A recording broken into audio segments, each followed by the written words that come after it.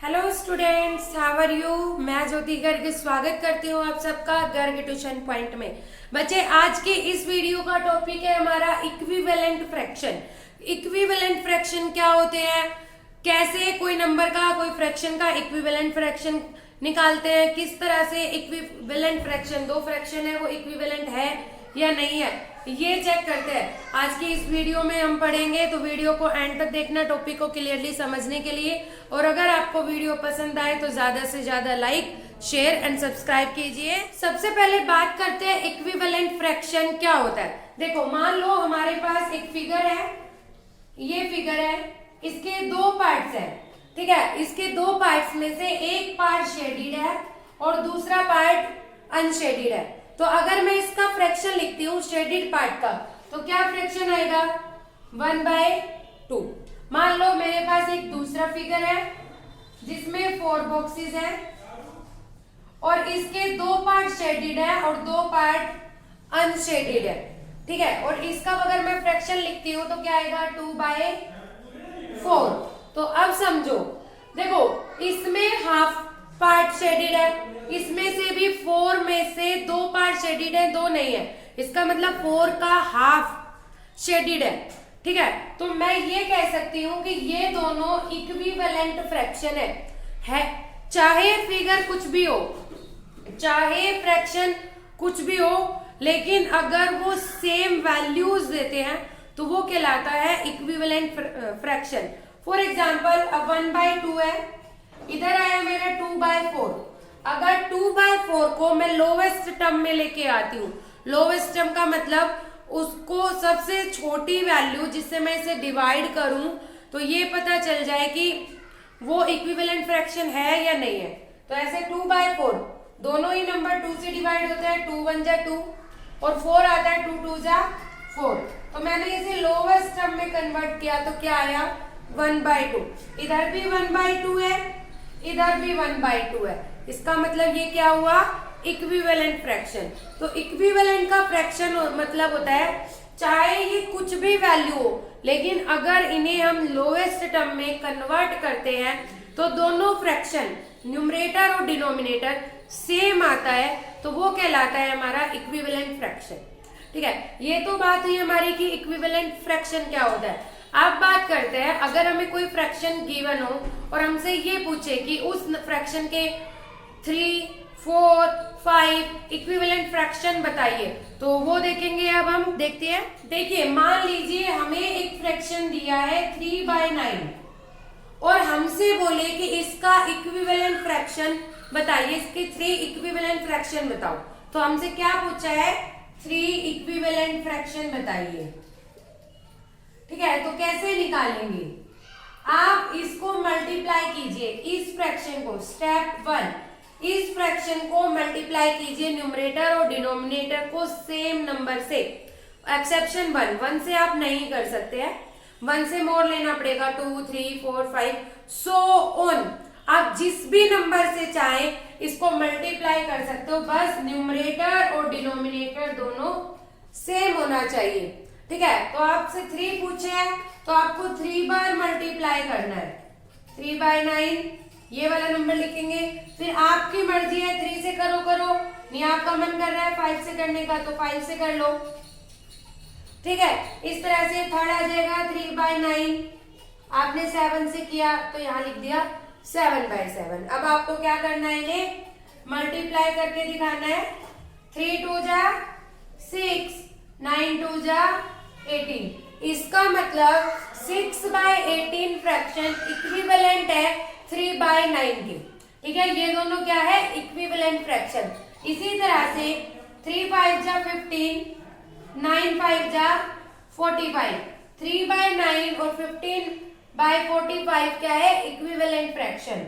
Same है, 3 7 जा 21 and 9 7 जा 63। These 3 also are equivalent fraction। तो अगर आप फेयर नोटबुक में काम कर रहे हैं तो आप नीचे, इसके नीचे एक स्टेटमेंट भी लिख सकते हैं। मैं इधर लिख रही हूँ, स्पेस नहीं है। Thus 3 equivalent fractions, 3 equivalent fractions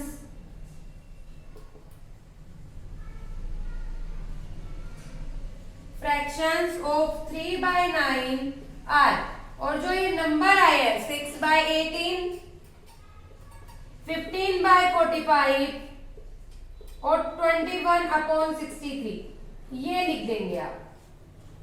आइए स्टूडेंट समझ में कैसे करना है। आपको जो नंबर गिवन है उस नंबर को आप अपनी पसंद के नंबर से, लेकिन न्यूमरेटर और डिनोमिनेटर सेम होना चाहिए, उससे आपको मल्टीप्लाई करना है। मल्टीप्लाई करके जो ये आंसर आते हैं, जो ये फ्रैक्शन आए, ये फ्रैक्शन है आपके गिवन नंबर के इक्विवेलेंट फ्रैक्शंस।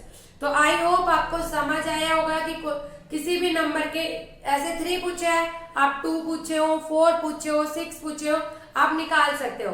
तो आपको समझ आया होगा कि किसी नंबर के इक्विवेलेंट फ्रैक्शंस कैसे करने हैं। तो अब आपको और एग्जांपल्स लेने हैं, आपकी बुक एक्सरसाइज लेनी है और अपना 3rd क्वेश्चन कंप्लीट करना है। अब आगे देखते हैं। देखिए बच्चे, अब नेक्स्ट टॉपिक है इक्विवेलेंट फ्रैक्शन का हमारा। Check these numbers are equivalent और नॉट। हमें 2 फ्रैक्शन गिवन है और हमें चेक करना है कि ये दोनों फ्रैक्शन इक्विवेलेंट है या नहीं है। तो आप क्या करेंगे, ये दोनों नंबर आपको गिवन है, आपको क्या करना है, क्रॉस मल्टीप्लाई करना है। ठीक है, आप क्या करेंगे, इस तरह से क्रॉस मल्टीप्लाई का साइन लगाएंगे। तो 3 को मल्टीप्लाई करना है 15 से।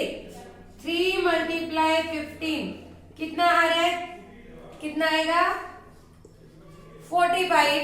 इस तरह से आपको 9 मल्टीप्लाई करना है 5, 9 × 5 = 45।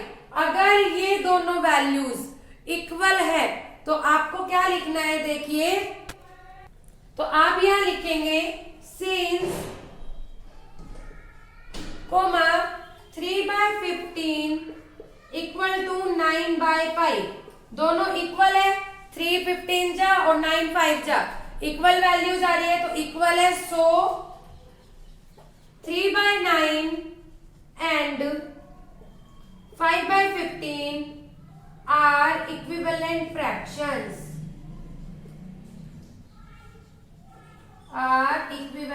Fractions, clear students? बहुत सिंपल था, आपको कुछ नहीं करना, आपको क्या करना था, क्रॉस मल्टीप्लाई करनी है। और क्रॉस मल्टीप्लाई करके, अगर क्रॉस मल्टीप्लाई करने से जो वैल्यूज आती है, आंसर आता है, वो दोनों इक्वल है तो आप लिखेंगे yes these are the equivalent fractions. और अगर ये इक्वल नहीं है तो आप लिखेंगे no these are not equivalent fraction. एक एग्जांपल हम कर लेते हैं उसका जो इक्विवेलेंट फ्रैक्शंस नहीं है। तो देखिए, तो 2/8, एक मैं एग्जांपल ले रही हूं, 2/8 एंड 20/90। एक एग्जांपल हमने ये ले लिया। तो अब हम इसमें चेक करेंगे। तो देखो, चेक करते हैं हम।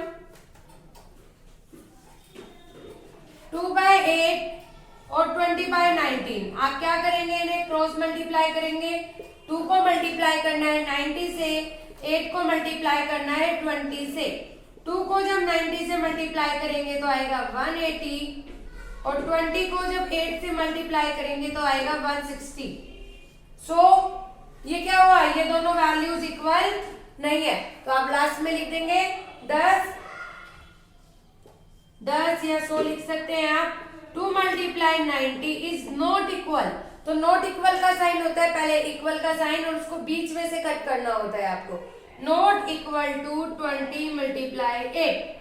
सो these are not equivalent fractions.